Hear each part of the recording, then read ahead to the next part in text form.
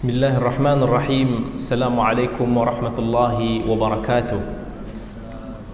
Alhamdulillahi rabbil alamin wa bihi nasta'in wassalatu wassalamu ala rasulihil amin nabiyyina Muhammadin sallallahu ala alihi wa ashabihi ajma'in.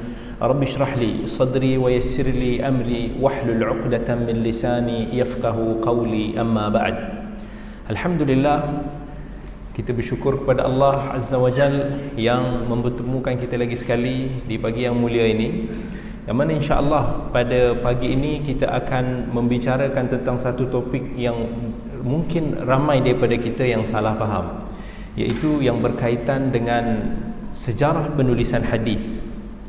Yang mana kalau kita dengar, ramai di luar sana, termasuk para orientalis. Orang orientalis ni orang yang mengkaji tentang Islam dan budaya ataupun masyarakat di Timur Tengah. Dan kita dengar juga daripada golongan-golongan liberal, golongan-golongan anti hadis, yang mana mereka berhujahkan bahawa hadis ini ditulis lambat. Dan kerana pemahaman ini, mereka menolak sebahagian besar daripada hadis-hadis Nabi sallallahu alaihi wasallam. Bahkan mereka meragui akan kesahihan hadis Nabi sallallahu alaihi wasallam. Bila Allah Azza wa Jalla sebut di dalam Al-Quran, "Inna nahnu nazzalna adh-dhikra wa inna lahu lahafizun." Sesungguhnya kamilah yang menurunkan Al-Quran itu dan kamilah yang akan menjaganya.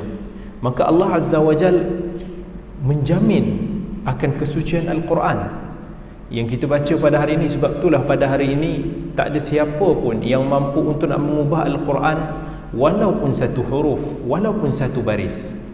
Kalau kata hari ini application Quran yang kita baca di handphone ke, ada orang ubah satu huruf pun, ada orang ubah satu baris sekalipun, maka kat sana pasti akan ada orang-orang yang akan tahu. Karena itulah jaminan Allah bahawa Al-Quran ini akan terpelihara daripada penyelewengan. Bagaimana dengan hadis? Sedangkan hadis yang Allah sebut dalam Al-Quran, wa anzalna ilaika dzikra litubayyana lin-nasi ma nuzila ilaihim. Allah katakan Nabi sallallahu alaihi wasallam, sesungguhnya kami turunkan kepadamu Al-Quran supaya kamu jelaskan kepada manusia apa yang telah diturunkan itu. Maka Nabi sallallahu alaihi wasallam, tanggungjawab baginda ialah untuk nak menyampaikan apa yang wahyu yang Allah turunkan kepada baginda berupa Al-Quran. Dan apa yang Nabi sallallahu alaihi wasallam sampaikan kepada kita itu adalah dinamakan sebagai hadis Nabi sallallahu alaihi wasallam ataupun sunnah. Maka datangnya syubhat daripada orang-orang yang cuba nak mempertikaikan hadis Nabi. Dia orang kata bahawa hadis Nabi sallallahu alaihi wasallam ini ditulis lambat, iaitu dia orang kata ditulis lebih daripada 100 tahun daripada zaman ataupun kematian Nabi sallallahu alaihi wasallam. Kerana mereka kata bahawa orang yang pertama menulis hadis iaitu Khalifah Umar bin Abdul Aziz. Iaitu Umar bin Abdul Aziz meninggal pada tahun sekitar 101 Hijrah. Dan mereka mengatakan daripada zaman Nabi sallallahu alaihi wasallam, kemudiannya zaman Abu Bakar radhiyallahu an, kemudian zaman Umar bin Al-Khattab radhiyallahu an, kemudian zaman Uthman radhiyallahu an, kemudian zaman Ali bin Abi Talib radhiyallahu an, tak ditulis lagi Al-Quran. Selepas daripada zaman Khulafa Ar-Rashidun, selepas daripada Ali bin Abi Talib radhiyallahu an, Al-Hasan bin Ali, Muawiyah bin Abi Talib, kemudian Yazid bin Muawiyah, kemudian zaman pemerintahan Abdullah bin Zubair, kemudian zaman pemerintahan Abdul Malik bin Marwan bin Al-Hakam, kemudian zaman Abdul Malik bin Marwan, kemudian zaman anak dia Walid bin Abdul Malik, kemudian zaman adik dia Sulaiman bin Abdul Malik, dan kemudian Umar bin Abdul Aziz. Mereka mengatakan bahawa sepanjang tempoh ini hadis itu masih belum ditulis lagi. Sebab itu dia orang kata bahawa hadis ini boleh diragukan. Adakah benar hadis Nabi sallallahu alaihi wasallam lambat direkodkan? Kat sini ada satu silap faham yang besar yang sebahagian daripada umat Islam pun mengatakan sedemikian. Hakikatnya hadis Nabi SAW, kalau kita tengok pada zaman Nabi, para sahabat radhiyallahu anhum dulu selalu mulazamah Nabi. Maksudnya selalu melazimi Nabi, bersama dengan majlis Nabi SAW.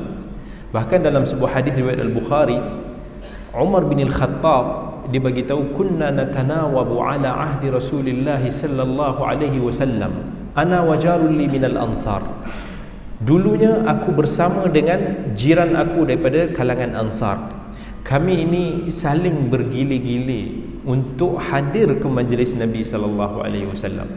Satu hari dia turun, aku pula pergi bekerja. Satu hari yang lain, aku pula pergi ke majlis Nabi sallallahu alaihi wasallam dan dia pula pergi bekerja. Bila aku pergi berjumpa dengan Nabi, aku balik dan aku akan sampaikan kepada dia, pada jiran aku itu, apa yang Nabi sallallahu alaihi wasallam sampaikan. Dan kalau dia yang pergi ke majlis Nabi sallallahu alaihi wasallam, dia balik nanti dia akan bagi tahu pada aku apa yang Nabi sallallahu alaihi wasallam sampaikan.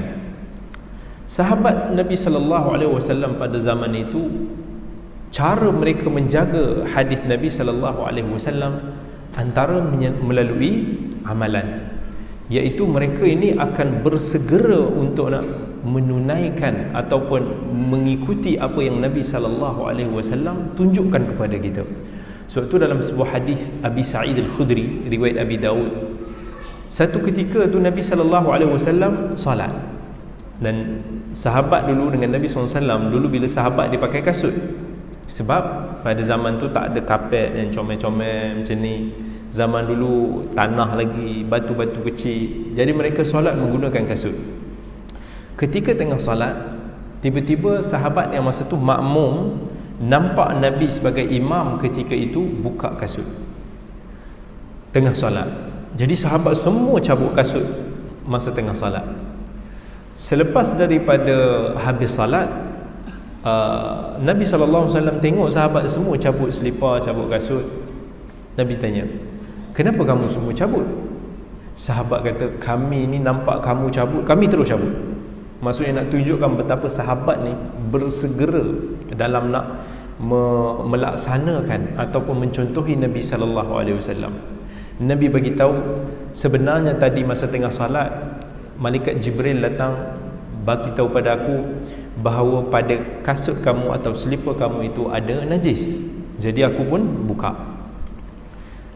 Sahabat Nabi SAW dalam hadis Ibn Umar radhiyallahu anhu, riwayat Al-Bukhari, ketika Nabi SAW nak bagi tahu pada sahabat dia bahawa emas itu diharamkan bagi lelaki, maka saat Nabi tahu bahawa sahabat ni kalau Nabi buat sesuatu, sahabat akan perhati. Dan bila Nabi tinggalkan, sahabat akan tinggalkan. Bila Nabi buat, sahabat akan buat.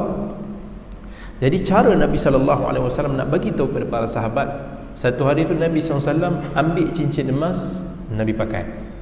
Sahabat pun ambil cincin emas, pakai. Kemudian Nabi SAW bangun di kalangan sahabat dia, dia cabut dan kemudian dia bagi tahu sesungguhnya ini adalah halal bagi wanita namun haram bagi lelaki. Sahabat pun semua cabut. Jadi sahabat Nabi SAW dahulunya, cara mereka nak mengingati hadis Nabi SAW antaranya dengan mengamalkan apa yang Nabi SAW sabdakan. Sebab tu dalam pepatah Arab dia kata, laisal musyahadatu kal a'yan, iaitu dia kata bukannya sesuatu orang yang menyaksikan sesuatu peristiwa itu tak akan sama dengan orang yang sekadar mendengar khabar. Macam kita hari ni, mungkin macam mana kita nak tahu hadis Nabi SAW? Kita akan baca ataupun kita akan dengar daripada kuliah ke, kita akan dengar. Tetapi sahabat dulu dia menyaksikan Nabi SAW, segalanya itu ada dalam memori mereka sendiri. Mereka mendengar sendiri apa yang Nabi SAW sampaikan kepada mereka. Dan pada masa itu sahabat Nabi SAW tak semuanya yang menulis hadis Nabi. Sebab pada zaman Nabi SAW, cara yang paling baik untuk mereka menulis ataupun merekod hadis iaitu menerusi hafalan. Kerana hafalan pada zaman tersebut sangat kuat. Kalau kita baca kisah-kisah para sahabat dulu, termasuk pada zaman masyarakat jahiliah dulu, Allah kurniakan mereka daya hafalan yang luar biasa. Antara faktornya kerana pada zaman itu tak ada lagi teknologi yang tinggi. Pada zaman itu kebanyakan masyarakat Arab ketika itu buta huruf.